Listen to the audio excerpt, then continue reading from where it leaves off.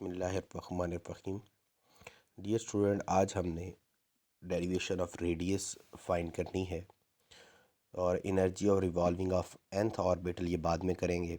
आज का जो हमारा आर्टिकल है वो सिर्फ डेरिवेशन ऑफ रेडियस तक है। जैसे कि आपने बॉयल लॉ पढ़ा था तो हमने ये बात स्टडी की थी कि हर किसी शेल का एक स्पेसिफिक रेडियस होता है जो उस शेल का न्यूक्लियस से डिस्टेंस डिफाइन कर रहा होता है।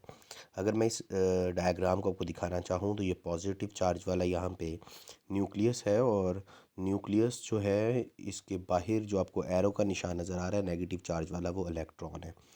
हमने क्या करना है, इस इलेक्ट्रॉन को किसी इनफिनिट प्लेस से लेके आना है और जब हम नीचे लेके आ रहे होंगे तो बेटा ये एक जगह आएगी जहाँ पे ये डॉटेड लाइन ब्लैक से दिखाया गया है कि यहाँ पे आके इसको न्यूक्लियस अंदर की तरफ खींच रहा होगा और ये अपने सेंट्रीपिटल फोर्स से दायरे में मूव करना चाह रहा होगा।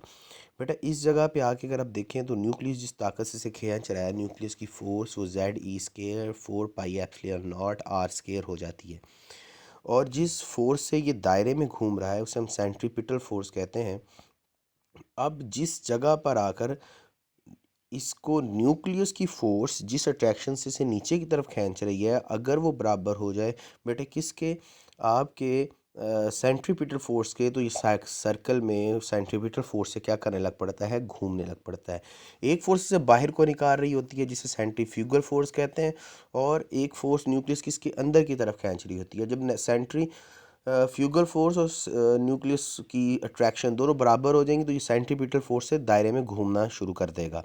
अगर हम न्यूक्लियस फोर्स की बात करें तो ZE² 4πε0 R² वो फोर्स है जिसके साथ न्यूक्लियस इस इलेक्ट्रॉन को अपनी तरफ खींच रहा है।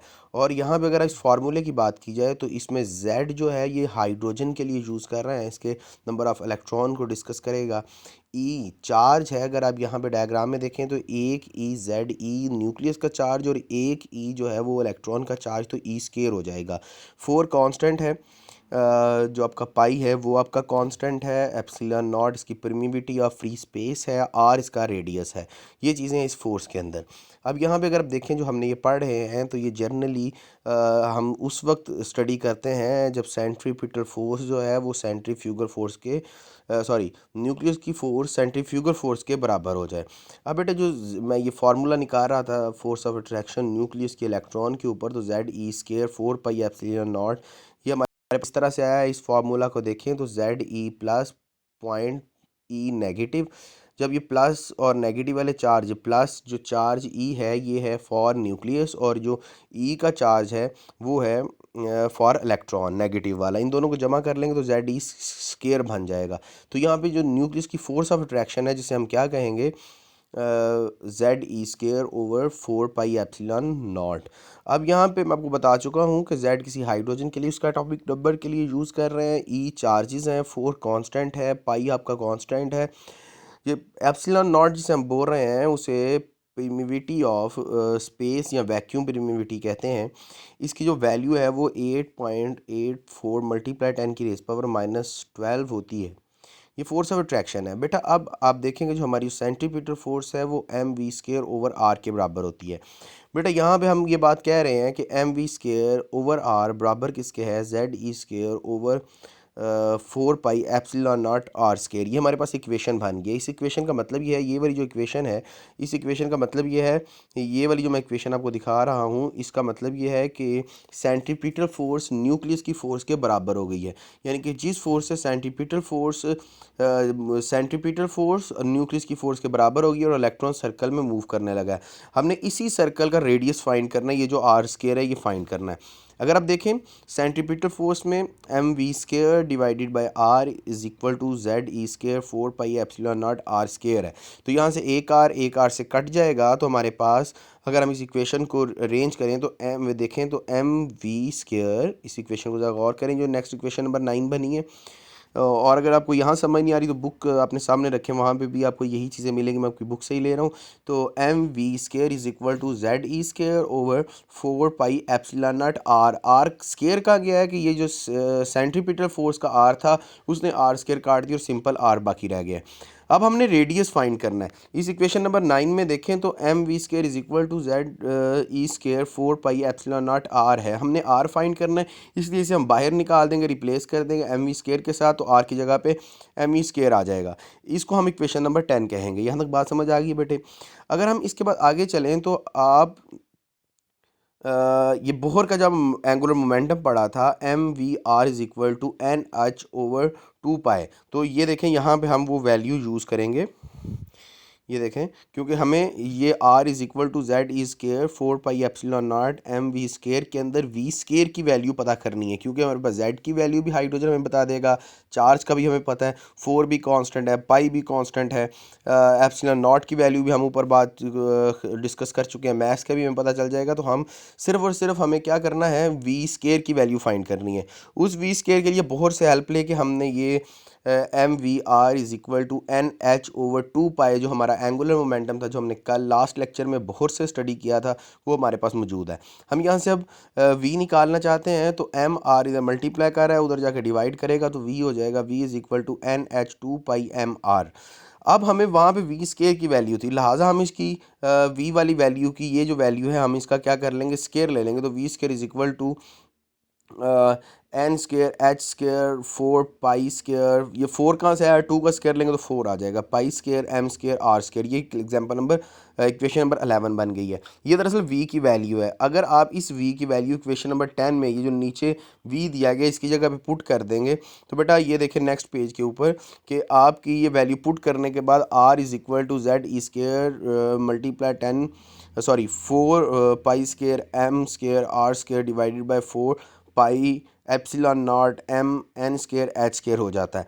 अब हमने इस इक्वेशन को ज़्यादा से ज़्यादा आसान करने की कोशिश करनी है कि हमें किसी तरह से अरेंज कर सकें, इस इक्वेशन को एक अच्छी इक्वेशन के रूप में दे सकें। तो देखें नीचे पाई है तो ऊपर पाई स्केयर है, पाई स्केयर से नीचे वाला पाई कट जाएगा, उसके बाद ऊपर एम स्केयर है, नीचे एम है तो एम एम से कट जाएगा, ऊपर देखें आर स्केयर है तो ये पहले वाले आर से कट जाएगा, यहाँ पे आर, ये जो इक्वेशन में आर स्केयर था, ये जब आर से कटेगा तो यहाँ पे आर रह जाएगा। हम इस इक्वेशन को अरेंज करेंगे तो R is equal to epsilon naught N two H two pi M Z E square बन जाएगा। अब जो हमारे पास z है वो हाइड्रोजन के लिए 1 होता है, क्योंकि उसका एटॉमिक नंबर 1 है, तो हम z की जगह पे 1 लिखेंगे, जहाँ पे z है उसकी जगह पे अगर 1 लिखेंगे तो हमारे पास z जो है वो निगलेक्ट हो जाएगा, और हमारे पास इक्वेशन नंबर 13 जो है वो इस तरह से बन जाएगी, r is equal to epsilon naught N two H two divided by pi M E square. अब हमारे पास इसमें जो वेरिएबल है, देखें एप्सिलॉन नॉट्स है वो प्रीमियमिटी ऑफ फ्री स्पेस है, वो चेंज नहीं होगी, प्लांक कांस्टेंट एच है चेंज नहीं होगा, पाई की वैल्यू चेंज नहीं होएगी, एम की वैल्यू चेंज नहीं होएगी, ई की वैल्यू चेंज नहीं होएगी। अब इसमें जो चीज़ चेंज हो सकती है वो सिर्फ एन स्केयर है, कि यानी कि नंबर ऑफ शेल जिसका आप रेडियस फाइंड करना चाहते हैं, तो उसे हम बाहर निकाल लेंगे।